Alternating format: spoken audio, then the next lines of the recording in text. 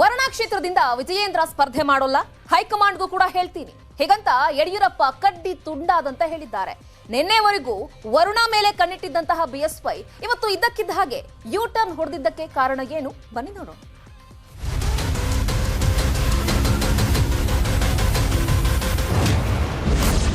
ಎಲ್ಲರೂ ಹೇಳ್ತಿದ್ರು ವರುಣಾದಲ್ಲಿ ವಿಜಯೇಂದ್ರ ಅಂತ. ವಿಜಯೇಂದ್ರ ಅವರು ನಿಲ್ಲಬೇಕನ್ನುವಂಥದ್ದು ಅಲ್ಲಿಯ ಜನರ ಬೇಡಿಕೆ. ವರುಣಾದಲ್ಲಿ ನಿಲ್ಲಲು ನಾನ್ ರೆಡಿ ಅಂದ್ರು ವಿಜಯೇಂದ್ರ. ವೈಯಕ್ತಿಕವಾಗಿ ನನ್ನ ಮನಸ್ಸಲ್ಲಿರ್ತಕ್ಕಂಥದ್ದು ಪಕ್ಷ ನಂಗೆ ಅವಕಾಶ ಮಾಡಿಕೊಟ್ಟು ಚುನಾವಣೆ ನಿಲ್ಲಬೇಕು ಅಂತ. ನಿನ್ನೆವರೆಗೂ ವರುಣಾ ಮೇಲೆ ಕಣ್ಣಿಟ್ಟಿದ್ದ ಬಿಎಸ್ವೈ. ಯಾರೇ ನಿಂತ್ರು ನಾವು ರೆಡಿ ಅಂದಿದ್ರು ಸಿದ್ದು, ಡಿಕೆಶಿ. ಅಷ್ಟು ಅವ್ರ ಗೆಲುವು ಸಹ ಅಷ್ಟು ಸುಲಭ ಇದೆ ಅಂತ ನನಗೇನು ಅನ್ಸೋದು. ಸರಿಯಾದ ಕ್ಯಾಂಡಿಡೇಟ್ ಆಗ್ತೀವಿ, ಟಫ್ ಫೈಟ್ ಕೊಡ್ತೀವಿ, ನೋಡೋಣ ಏನಾಗುತ್ತೆ ಅಂತ ಹೇಳಿ. ಅಯ್ಯಪ್ಪ ಯಾರು ಆಗಲಿ ನಮಗೆ ಯಾರು ನಮ್ಗೆ ಮುಖ್ಯ ಅಲ್ಲ. ಯಡಿಯೂರಪ್ಪನವರೇ ಆಗಲಿ ಅವ್ರಿಗೆ ಸ್ವಾಗತ ಮಾಡ್ತಾರೆ. ಆದ್ರೆ ಇವತ್ತು ಏಕಾಏಕಿ ಯಡಿಯೂರಪ್ಪ ಯೂ ಟರ್ನ್. ವರುಣಾದಲ್ಲಿ ಒತ್ತಡ ಇದ್ರೂ ಸಹ ಅವನು ಶಿಕಾರಿಪುರದಲ್ಲೇ ನಿಲ್ಲಬೇಕು ಅಂತ. ಯಾವ ಕಾರಣಕ್ಕೂ ವಿಜಯೇಂದ್ರ ವರುಣಾದಲ್ಲಿ ಹೋಗಿ ನಿಲ್ಲೋ ಪ್ರಶ್ನೆ ಇಲ್ಲ. ಹೌದು, ವರುಣಾ ಕ್ಷೇತ್ರದಿಂದ ವಿಜಯೇಂದ್ರ ನಿಲ್ಲಲ್ಲ, ಶಿಕಾರಿಪುರ ಬಿಟ್ಟು ವಿಜಯೇಂದ್ರ ಎಲ್ಲೂ ಹೋಗಲ್ಲ.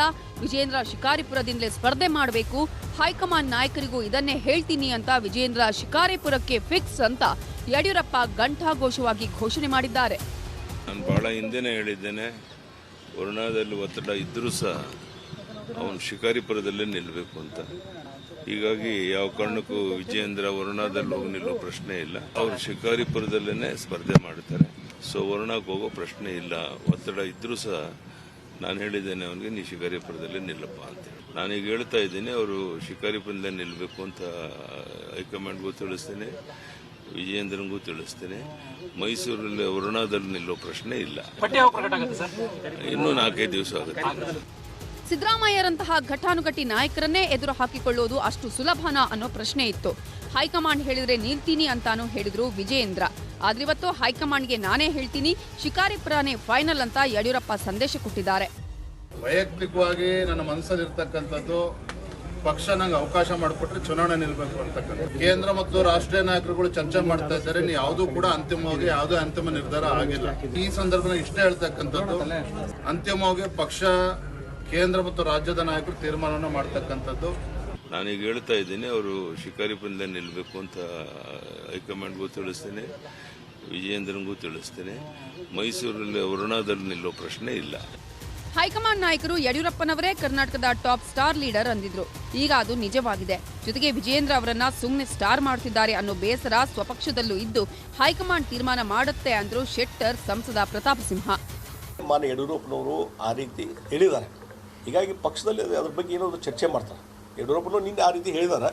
ಹೀಗಾಗಿ ನನ್ನ ಗಮನಕ್ಕೆ ಯಾವುದೂ ಬಂದಿಲ್ಲ.